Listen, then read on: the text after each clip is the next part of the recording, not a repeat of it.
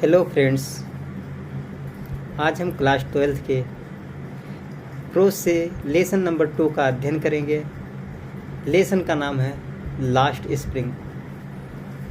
Spring miss होता है बसंत, लेकिन यहाँ पर स्प्रिंग का अर्थ बचपना से लिया गया है। बचपना, खोया हुआ बचपन। इसकी जो लेखिका हैं वो हैं अनीश जंग। इस लेसन के माध्यम से जो राइटर हमें यह बताना चाहती हैं कि विभिन्न प्रकार के बच्चे हैं जिनको पढ़ाई का अवसर नहीं प्राप्त हुआ है। कुछ बच्चे हैं जिनको पढ़ाई का अवसर प्राप्त हुआ है, फिर भी उनका पढ़ने में मन नहीं लगता है। लेकिन इस लेसन में जो राइटर हैं वो ये दर्शाती हैं कि आखिर जो बच्चे पढ़ने का मौका प्राप्त नहीं कर पाए हैं, क्या वे खुश हैं? तुलना करती हैं दोनों बच्चों से। यानी एक बच्चे वो जिनको सारी सुविधाएं प्राप्त हैं पढ़ाई के लिए, फिर भी वो पढ़ नहीं रहे हैं, और दूसरे वे बच्चे जिनको कोई भी सुविधा प्राप्त नहीं है और पढ़ना चाहते, पढ़ भी नहीं पा रहे हैं। तो इस लेसन के माध्यम से हम इन सब चीज़ों को समझेंगे। तो आइए समझते हैं। तो ये लास्ट स्प्रिंग आपका लेसन है। इसकी जो लेखिका हैं, राइटर हैं, अनीश जंग हैं। आइए हम सीधे टेक्स्ट पर चलेंगे। समटाइम्स आई फाइंड अ रूपी in the garbage. Sometimes miss कभी कभी, आई मिस मैं, फाइंड पाता हूँ, अ रूपी इन द गार्बेज, 1 रुपया गार्बेज में, यानी कूड़े करकट में। Why do you do this? तुम ऐसा क्यों करते हो, या तुम ये क्यों करते हो? आई आस्क साहेब, मैंने साहेब से पूछा। whom आई इनकाउंटर एवरी मॉर्निंग, जिससे मेरी प्रत्येक सुबह भेंट होती है। इनकाउंटर मीन्स मुलाकात होना, भेंट होना। इस क्राउजिंग में ढूंढते हुए, फॉर गोल्ड धन, इन द गार्बेज डम्प्स, कूड़े करकट के ढेर में धन ढूंढते हुए भेंट होती है। ऑफ माई नेबरिंग, मेरे पड़ोस में। ऑफ माई नेबरहुड, मेरे पड़ोस में। Saheb left his home long ago, Saheb ने बहुत पहले अपना घर छोड़ दिया। Said amidst the green field of Dhaka, और ढाका के हरे मैदानों में बस गया।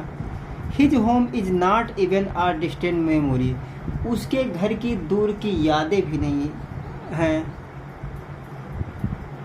डियर वर मेनी स्टॉर्म्स, कई तूफान थे। Dash swept away there fields, जो उसके खेतों को बहा ले गए। एंड होम्स, और घरों को। हिज मदर टेल्स हिम, उसकी माँ उसे बताती है। डैट्स व्हाई दे लेफ्ट, इसलिए वो लोग उसे छोड़ दिए।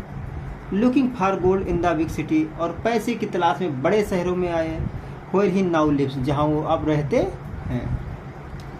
आई have nothing else to do, मेरे पास करने के लिए कुछ नहीं है। ही मटर्स, वो बड़बड़ाता है। लुकिंग अवे, इधर उधर देख के।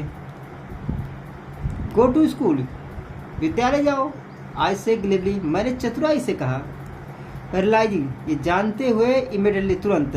How hollow the advice must sound, कि ये सलाह उसे कितनी खोखली लगी होगी। There is no school in my neighbourhood, मेरे पड़ोस में कोई स्कूल नहीं है। ये यहाँ पर जो हमारी लेखिका अनीश जंग हैं, और जो ये हमारा कैरेक्टर है मुख्य साहिब आलम, उससे बातें हो रही हैं।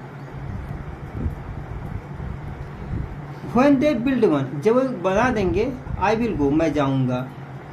If I start a school, यदि मैं एक विद्यालय शुरू करूं, will you come, तो क्या तुम आओगे? I ask half joking, मैंने थोड़ा मजाक करते हुए पूछा।